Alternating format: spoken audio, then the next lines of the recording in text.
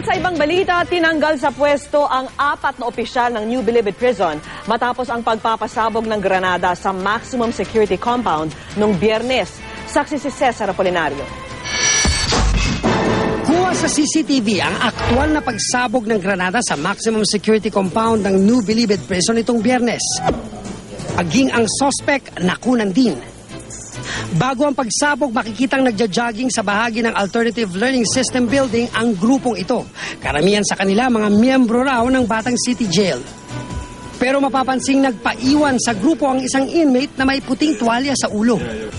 Hinagisan nito ang mga kasama ng isang bagay, sabay talikod at naglakad palayo. May nakasalubong siyang naka-green na shorts at orange na t-shirt na kikilalanin ng mga otoridad dahil tiyak umanong natandaan nito ang mukha ng suspect. Kasunod nito ang pagsabog na umalingaw-ngaw sa bilibid.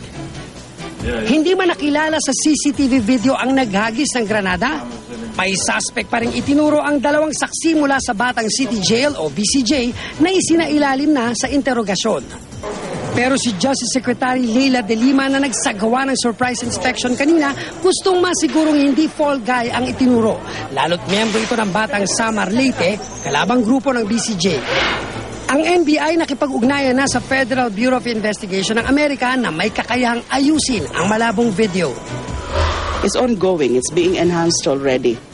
It's being enhanced already and they said may capacity sila kasi siguro naman pag na-enhance na, mas madali na natin matukoy. As I was saying kanina, I'm not prepared to accept as of now na tama ang suspect na yan.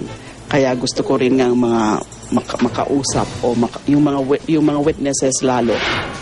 Dahil sa nakalusot na granada, bukod sa mga jail guards sa mga entry at exit point ng bawat compound, ay sinibak din na 3 mataas na opisyal ng NBP na humawak sa minimum, medium at maximum security compound.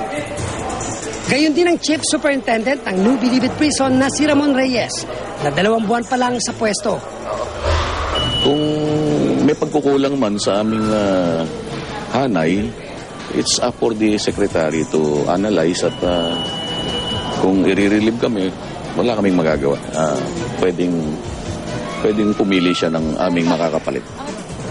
Ang mga lider ng mga gang, gayon din ang mga hinihinalang lider ng kalakalan ng illegal na droga sa kulungan, ililipat sa ibang colony sa Bilibid. Mamadaliin na rin daw ng kalihim ang proseso ng pagtatalaga ng di bababa sa 100 at 40 bagong gwardya sa Bilibid sa pag-asang ganap na masugpo ang pagkalat ng armas at droga sa kulungan. Cesar Apolinario ang inyong saksi.